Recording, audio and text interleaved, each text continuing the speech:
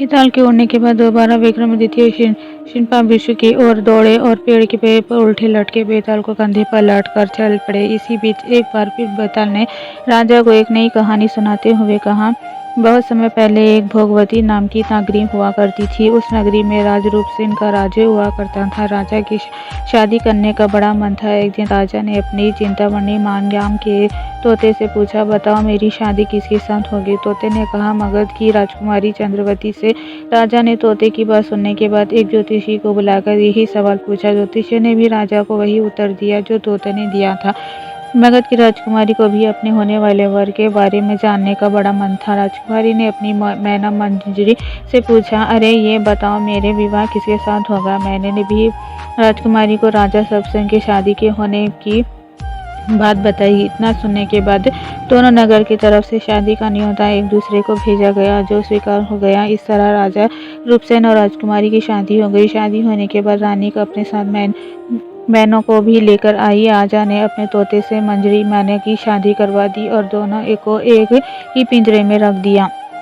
एक दिन किसी बात को लेकर मैना तोते के बीच में बहुत बहस होने लगी। मैना गुस्से में कहने लगी, पुरुष पापी, धोखेबाज और अधर्मी होते हैं। फिर गुस्साए तो तोते ने कहा, स्त्री लालची, झूठी और हथियारी होती है।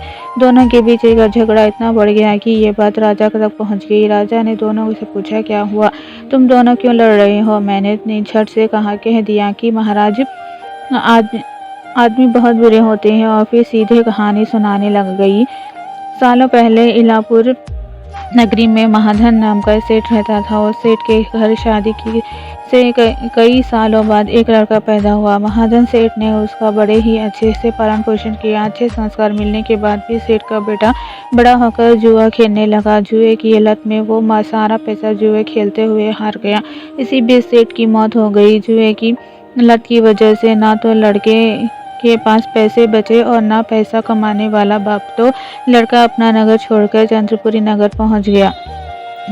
नई नगर पहुंचकर लड़के की मुलाकात कर्ज देने वाले साहूकार हेमगुप्त से हुई। गर्भरी ने अपने पिता के बारे में साहूकार को बताया और एक झूठी कहानी उसको सुनाने लगा। उसने कहा कि वो जहाज लेकर बहुत बड़ा सौदा कर लौट रहा था। उसी समय समुद्र में इतना तेज तूफान आया कि उसका जहाज बड़ी डूब गया और वो बचाकर यहाँ पहुँच गया। इतना सुनते ही साहूकार ने उसे अपने घर में रहने की इजाज़त दे दी। इसी बीच हेमगुप्त साहूकार को ख्याल आया कि सेठ का ये लड़का मेरी बेटी के लिए अच्छा वर साबित हो सकता है। तुरंत साहूकार ने अपनी बेटी की शादी सेठ के बेटे से करवा दी।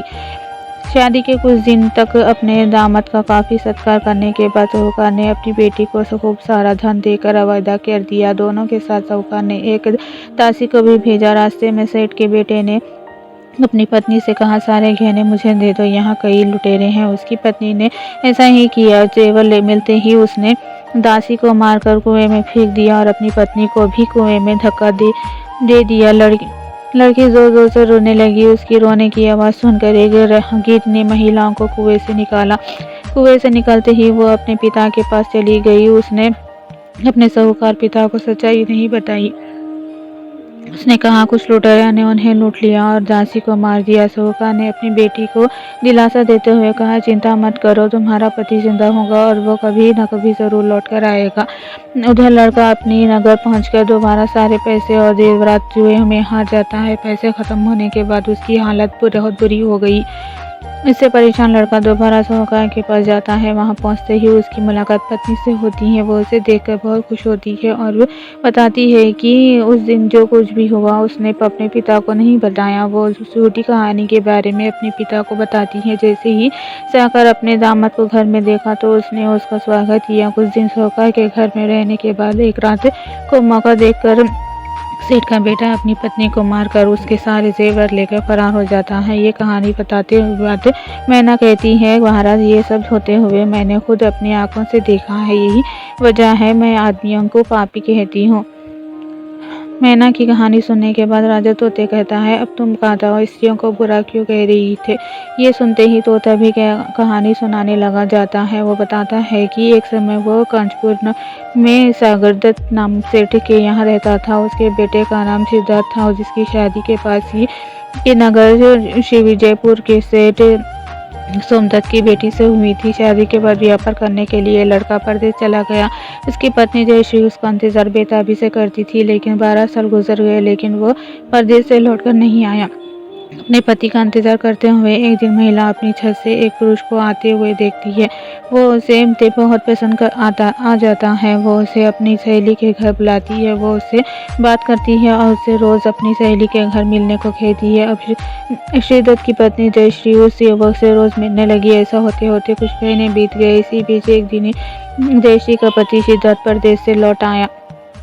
महिला अपने पति को देखकर परेशान हो जाती है। थका हारा सिद्धार्थ आराम करने के लिए बिस्तर पर लेटते ही एकदम सो जाता है। मौका देखते ही उसकी पत्नी ये उस युवक से मिलने के लिए अपनी सहेली के घर चली जाती है। रात को उसे बाहर जाते हुए देख एक चोर उसका पीछा करता है। वो देखता है कि वो किसी के घर में चली गई है। अफसोस ही वो युवक सांप के काटने की वजह से मर जाता है। जैसे ही जयश्री उसे देखती है तो उसे लगता है कि वो सो रहा है और वो उसके करीब जाती है। उसी समय पास के पीपल के पेड़ पर बैठा भूत पर मरे हुए युवक के शरीर में घुसता है और महिला की नाक काटकर वापस पेड़ पर बैठ जाता है।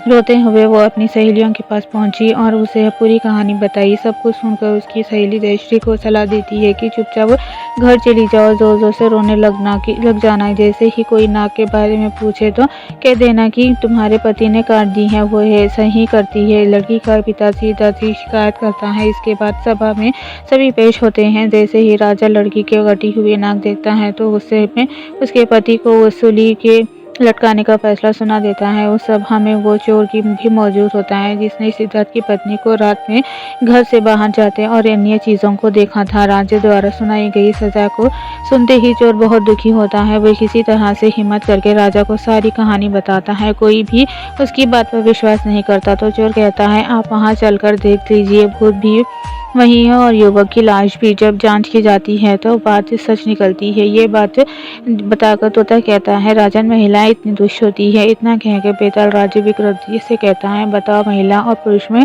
जो ज्यादा पापी कौन है। राजा कुछ देर सोचकर बताते हैं महिला ज्यादा पापी है। बेताल कहता है कैसे। राजा ने जवाब में कहा विवाहित होने के बावजूद महिला की पूर्व पुरुष के पर नजर थी और उसने अपने पति को धोखा दिया। इंसान को कभी भी झूठ नहीं बोलना चाहिए। झूठ बोलने का परिणाम हमेशा बुरा ही होता है।